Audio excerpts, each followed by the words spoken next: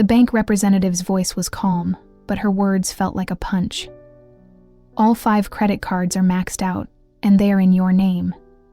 Margot's fingers shook as she flipped through the statements. Her eyes caught the forged signatures, the red totals stamped in bold. "I never applied for these," she whispered, her throat dry with disbelief. Flashback to just 4 days earlier. Her husband James packed a single suitcase, kissed their daughter Sophie on the forehead while Margot was at the grocery store, and left behind a single note on the counter. "Found someone who appreciates me. Don't contact me." Margot's voice came soft, steady, full of disbelief. "He didn't just leave. He left me with 5 maxed-out credit cards and a $30,000 home equity loan I never signed for." Cut to Sophie holding out a crayon-colored paper labeled "Our Community Circle." "He thought I had no one. He forgot about her." Margot Wilson was 31 years old and working part-time as an administrative assistant at a small dental clinic in Portland, Oregon. Her life had never been glamorous, but it had always been driven by one goal: stability. Born to a single mother battling addiction, Margot's childhood was chaotic, filled with evictions, empty fridges, and promises that were broken as easily as glass.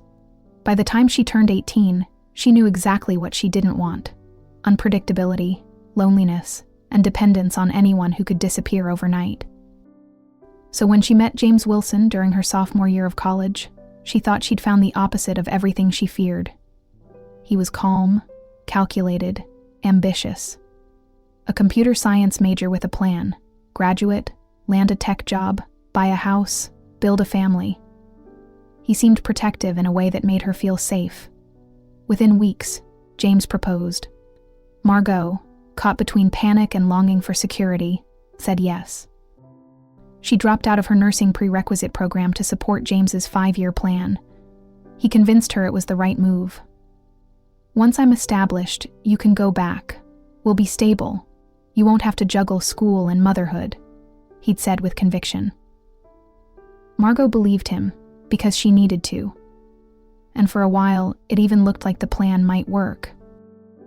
They welcomed their daughter Sophie within the year and bought a modest home in a quiet suburb. James got a junior developer job and began climbing the ladder. Margot stayed home with Sophie. At first, it was what she wanted: to be the mother she never had. She cooked, cleaned, read parenting books, and joined local mom groups. But the longer she stayed out of school, the further it felt from reach. James handled all the finances. He opened the bank accounts, paid the bills, and gave Margot a monthly household allowance. "This way you don't have to stress," he'd say. When she asked about joint access, he'd respond with, "I just want to keep it simple." Over time, that simplicity started to look like control. She tried to bring up going back to school, but he shut it down, gently at first, reminding her how costly tuition and daycare were. "Why would we pay strangers to raise our daughter when you're so good at it?" It sounded like a compliment, but it was a wall. When she mentioned looking for part-time work, James suggested it would disrupt Sophie's routine, and when she questioned their budget, he told her not to worry. "I've got it handled." Friends drifted away. Her mother's calls went unanswered. James always had a reason. A bad influence he claimed to protect her from. It happened so slowly she didn't notice the cage being built around her. She thought she was choosing stability. In truth, she was giving it all away. For 13 years, Margot held their life together under James's direction. She raised their daughter, kept the house, and followed the rules he never explicitly stated but always enforced. Her world became small, controlled, and predictable. But it was hers, or so she thought. That illusion shattered when James packed a suitcase, kissed Sophie goodbye while Margot was out getting groceries, and left, nothing but a note. "Found someone who appreciates me. Don't contact me." No warning, no explanation, just gone. And now, left with a mountain of hidden debt, forged signatures, and a daughter who still needed dinner and homework help, Margot had no choice but to transform. The woman who once craved stability was about to discover her own strength, not in someone else's plan, but in building her own. James had walked away, but Margot was just getting started. From the very beginning, James cast himself as the provider, the one holding their lives together through hard work and sacrifice. He spoke with quiet pride about the burden he carried, often reminding Margot that his career paid for the roof over their heads, the food in their fridge, and the school supplies in Sophie's backpack. And Margot, eager to keep the peace and contribute in her own way, leaned into the narrative. She played the role he wrote for her, grateful, supportive, dependent. But what looked like partnership from the outside slowly morphed into control from within. The shift was subtle at first. A second phone for work emergencies, a credit card she didn't know about just for tech purchases, a growing number of work trips and late nights. When she found a receipt for a $180 0-cent dinner at a restaurant she'd never been to, James didn't just deny wrongdoing. He made her feel ashamed for asking. "I was scouting locations for a surprise anniversary dinner," he said. Wounded. "You really think I'd cheat on you?" His disappointment became the focus. She ended up apologizing. Margot started to second-guess herself. Each time she questioned something, James reminded her how stressful his job was, and how her lack of trust only made things harder. If she asked about money, she was too controlling. If she voiced loneliness, she was too needy. Over time, the tension between them became her fault. That was the message James carefully delivered, again and again. It worked. She began keeping her concerns to herself, and working harder to be what he wanted: supportive, cheerful, agreeable. In hindsight, it was clear. James had been laying the groundwork for years: gaslighting, financial manipulation, emotional withdrawal. What Margot once interpreted as distance or work stress was actually preparation. He wasn't just checking out of their marriage. He was setting her up to fail the moment he walked away. None of it was accidental. He hadn't just wanted to leave. He wanted to leave her silenced and ruined, unable to fight back. And yet, the truth didn't fully reveal itself until Heather's message arrived. A simple text from a stranger. But even before Margot read the words, her stomach dropped. She had heard James mumble the name in his sleep. Twice, she had pretended not to notice. Pretended it didn't mean anything. Just like she had rationalized the anniversary bracelet delivered in a generic brown box. Each moment was a puzzle piece.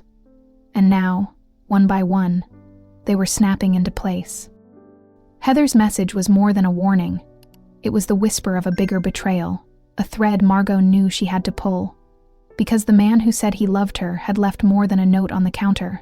He had left a trail of damage carefully designed to make her believe she was the problem. But Margot was done believing his version of the story. The truth was starting to shine through. The confirmation from the bank hit like a wrecking ball. Margot sat in a quiet office across from a representative who looked more concerned than surprised. "All 5 credit cards are maxed out, Mrs. Wilson," she said gently. "The total balance is $52,063.00, and they're all in your name."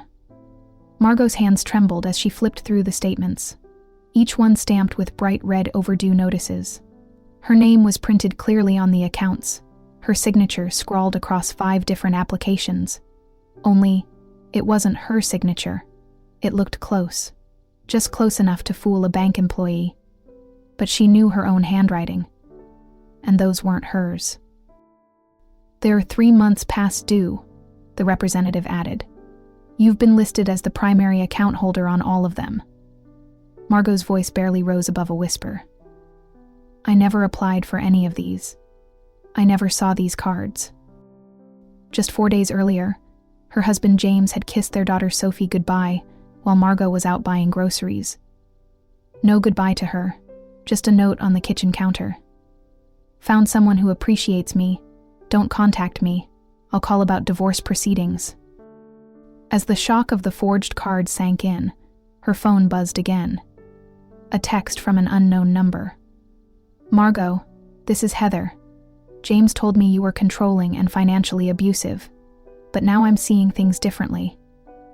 Call me if you want to know what he's been hiding." Heather. The name he had whispered in his sleep. The name Margot had told herself meant nothing, but it meant everything now. Almost against her will, she called the number. Heather answered on the first ring, her voice softer and younger than Margot expected. "I'm so sorry. Heather said after a long pause. "He told me you refused to work, that you ran up credit cards, that you were unstable." I believed him until I saw emails about bank transfers and forged applications. Then I realized he was hiding things from both of us. In a 30-minute call that shattered every illusion Margot had left, Heather laid it all out. James had planned to leave her with the debt while starting fresh with Heather. He had drained their joint savings over 6 months. He had fabricated stories about Margot's behavior.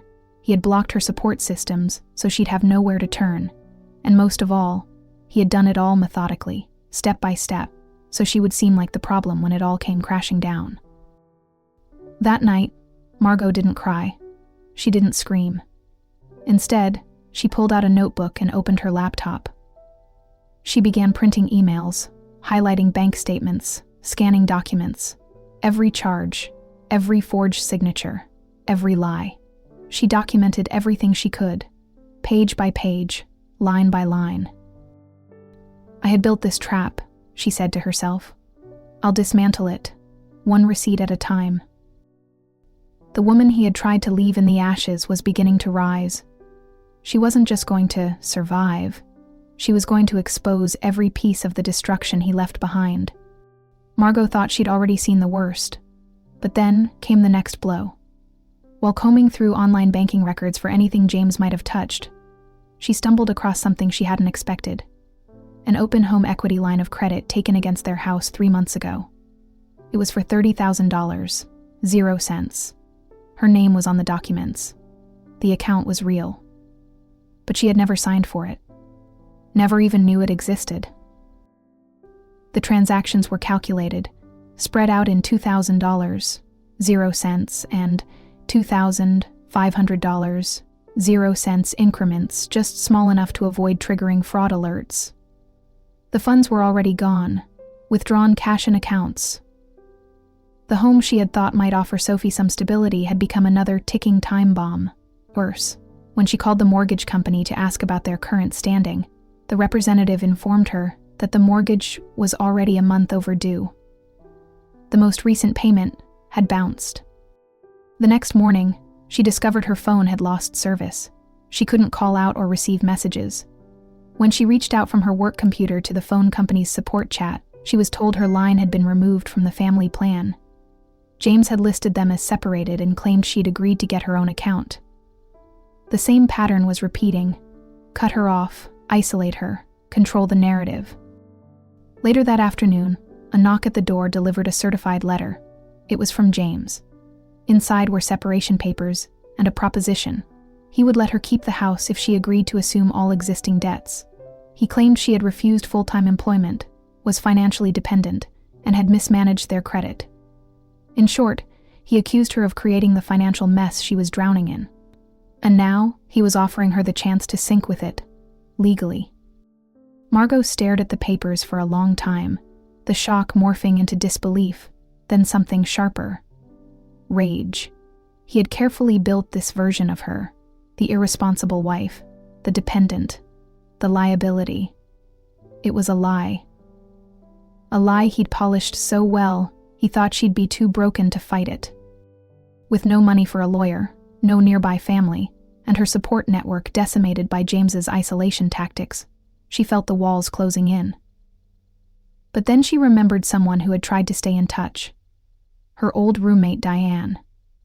James had convinced her to cut Diane off years ago, after claiming she made disrespectful comments about their marriage. Margot hesitated only a moment before calling her. Diane picked up immediately, her voice full of concern and warmth. Margot didn't even try to explain everything at once. She just started talking, and the words poured out. The betrayal, the forged debt, the threat of foreclosure, the severed communication, the fake narrative. Diane didn't hesitate. "I'm coming over tonight," she said, "and I'm bringing help." That night, Diane arrived with a woman in her early 40s who introduced herself as Catherine, a family law attorney. Margot immediately panicked. "I can't afford legal help right now," she said, voice shaking. Catherine smiled gently.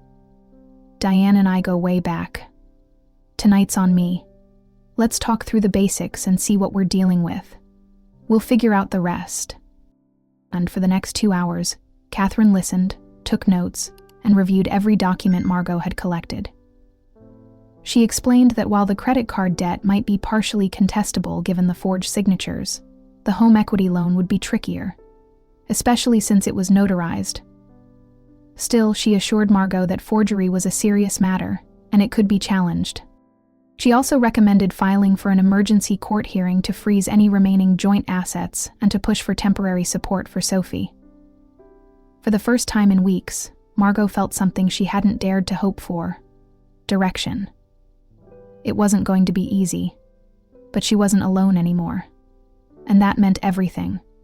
Margot dove into the work of reclaiming her life like it was a second full-time job. With Catherine's guidance, she began contesting the fraudulent credit card accounts. They compiled evidence meticulously: the bank surveillance footage, showing Margot was never present during the equity loan signing, and the time-stamped security logs confirming her application period. Catherine sent a subpoena to the notary, whose stamp appeared on the forged documents, demanding a sworn statement of the signing process. If the notary's response was telling, she admitted to notarizing the signature based on identification provided by someone who resembled Margot but hadn't shown any ID under her name. Catherine called it gross negligence, and it strengthened their case. Still, the process was slow, and the mortgage company's foreclosure timeline was not. Margot stayed up late each night, organizing documents highlighting discrepancies and charting every transaction James had made. Meanwhile, Heather provided a wealth of information: screenshots of texts where James bragged about transferring funds, mocking Margot's supposed ignorance, and outlining his plan to start over with Heather while leaving the mess behind. Those messages would become key evidence not only of fraud, but of intent to deceive and financially destroy his spouse. Sophie, without fully understanding the legal battle unfolding, helped in quiet but powerful ways. She insisted on making her own lunches, tackled laundry and dishes without being asked, and even set up a lemonade stand on a sunny Saturday morning. When she brought in $12 in change and handed it to Margot with a shy smile, Margot wept in the bathroom, overwhelmed by both heartbreak and pride. In one of their nightly planning sessions, Catherine advised Margot to check the mortgage contact records. What she discovered made her blood run cold. James had changed the mailing address, phone number, and email associated with the mortgage and the home equity line to his new apartment. He had rerouted all official correspondence, making it nearly impossible for Margot to receive updates in time. Catherine called it what it was: premeditated sabotage. Still, Margot didn't give up.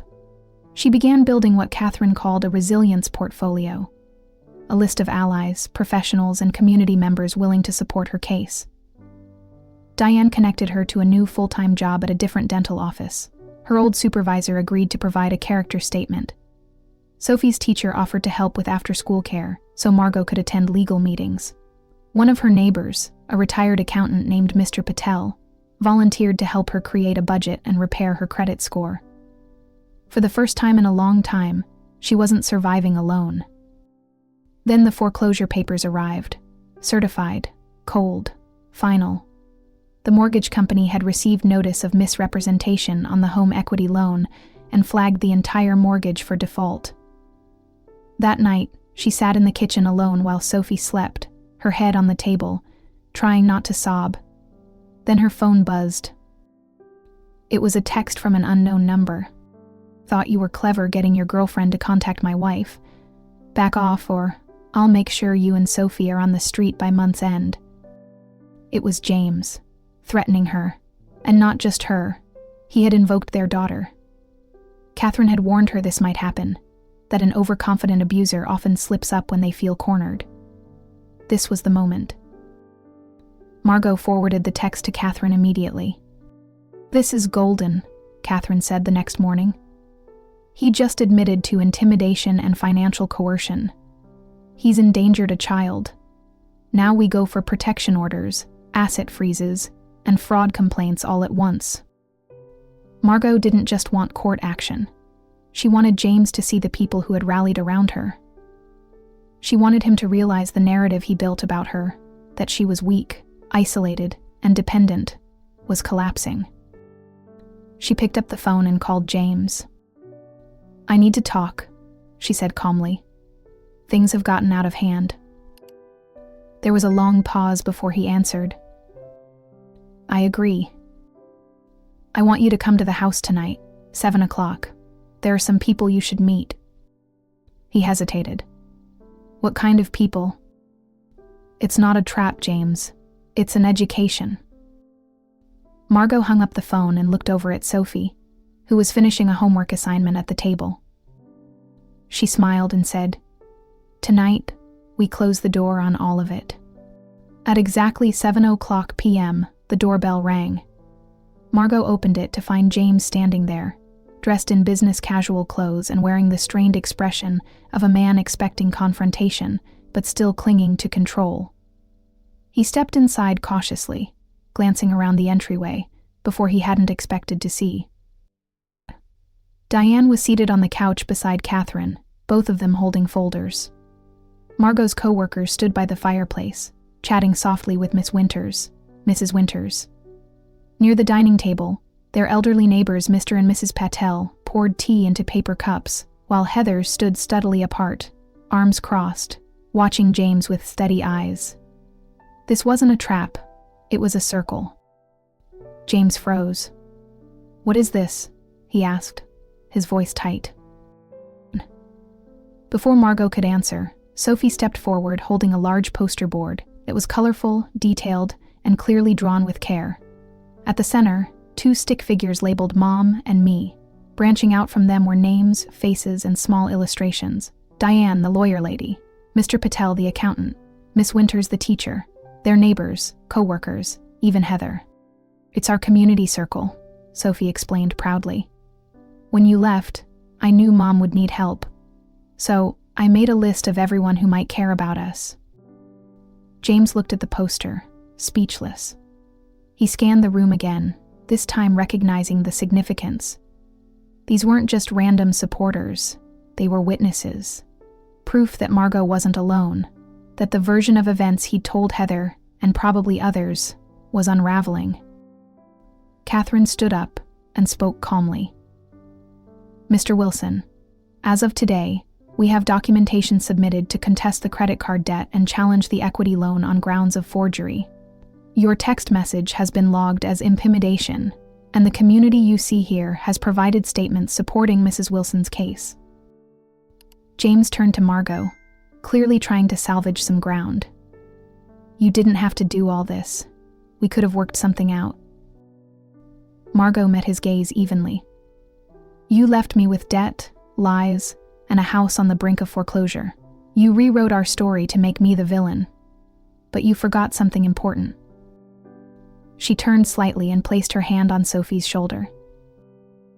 "I had someone. I had her." The room was silent for a moment. No shouting, no accusations, just the weight of truth settling in. "You didn't just lose a wife, James. You lost your reputation, your credibility, and the only people who ever truly cared about you." James's shoulders sagged. He looked around again, realizing that there was no version of this story that ended with him in control. Margot didn't gloat. She didn't scream. She simply stood there, grounded, steady, unbroken. After a long pause, James turned and walked out the door. No apology. No fight. Just quiet retreat. Sophie came up beside her mother and slipped her hand into hers. "You were right," she said softly. "We closed the door." Margot nodded and opened a new one. For the first time in years, she didn't feel trapped. She felt surrounded, held up, ready to rebuild. Not just for Sophie, but for herself. 6 months later, Margot stood behind a small podium at a community center in Portland, her voice steady as she addressed a room of women gathered for a workshop titled, "Rebuilding After Financial Betrayal." Her once nervous hands now held the microphone with calm assurance. In the front row sat Sophie, now 12, smiling proudly with a notebook open on her lap. Margot glanced at her daughter and found the strength to keep going. "I used to believe financial abuse was something that only happened to other people, that it looked like stolen credit cards or identity theft. I never realized it could hide behind allowances and guilt trips. behind phrases like, "You're just better with the house stuff," or "Why spend money on daycare when we have you?" Her voice didn't waver. "He emptied my accounts." But she nodded toward Sophie. "Where she and my family were used to filling my accounts, but..." The audience sat in silence for a beat, then erupted in quiet, supportive applause. The kind that carries empathy. The kind that says, "We see you." After the event, Margot and Sophie walked home together, hand in hand. The air was brisk, and the city lights glowed around them. Their modest home, once heavy with worry, now held warmth and momentum. Inside, the walls were newly painted, and the dining table was finally free of foreclosure letters and legal papers. Instead, it was covered in homework assignments, packed lunches, and evening journals.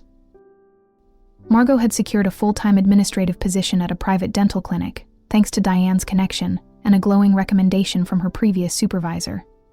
The salary wasn't extravagant, but it was consistent, reliable, empowering. With Mr. Patel's help, she was slowly rebuilding her credit score, challenging false charges, and learning how to track every penny that came in or went out. He met with her weekly over coffee and spreadsheets, patient and kind. Sophie had thrown herself into school with fresh determination. She joined the school's service club, mentored younger students in reading, and helped organize the spring fundraiser. Her favorite subject was still social studies, and her dream of becoming a lawyer had only grown stronger since Catherine visited her class for career day.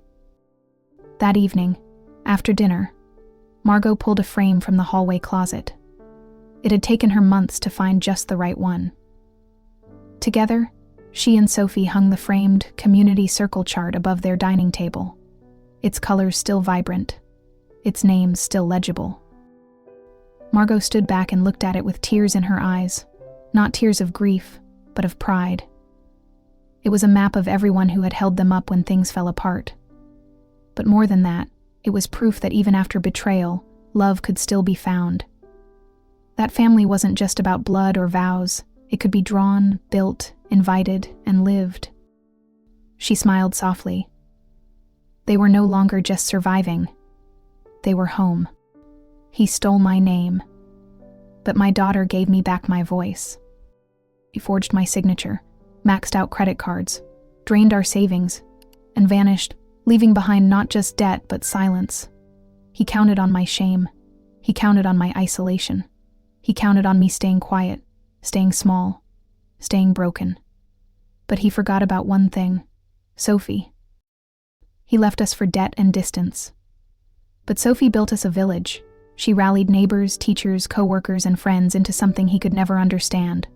A community, a circle of care, forged not by blood but by love.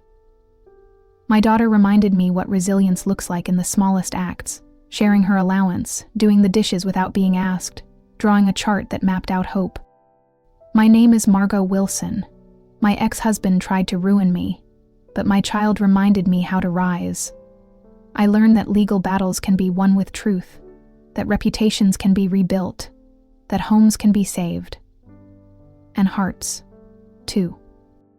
If you've ever been left behind, lied to, or forced to start over, remember, sometimes your strongest weapon is the love that remains. The love that doesn't vanish when someone walks out the door. The love that shows up, again and again, even in small voices and little hands. Subscribe to Veiled Fury for more stories where women reclaim their power and rewrite the endings. Because we're not just surviving betrayal, we're building new blueprints. One story, one victory, one fierce voice at a time.